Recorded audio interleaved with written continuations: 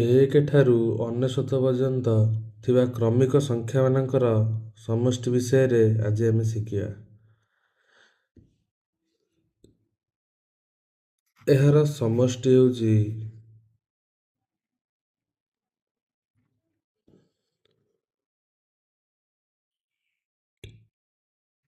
ଅନେଶତ ଗୁଣନ ଏହାର ପରବର୍ତ୍ତୀ ସଂଖ୍ୟା ଯୁକ୍ତକ 2 ସମାନେ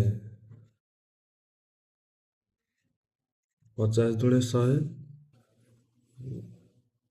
ଅନେଶତ ଗୁଣନ 50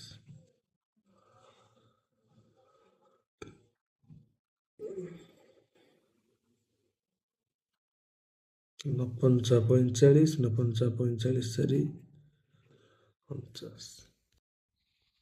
ସେହିପରି ଭାବେ ଦ୍ୱିତୀୟ ପ୍ରଶ୍ନର ସମଷ୍ଟି ନିର୍ଣ୍ଣୟ କରିବାକୁ ଗଲେ ଏହାର ସମଷ୍ଟି ହେବ 1000, 1000ର ପରବର୍ତ୍ତୀ ସଂଖ୍ୟା 1001 ଯୁକ୍ତକ 2 2 ପଞ୍ଚା 10 500 ଗୁଣନ 1001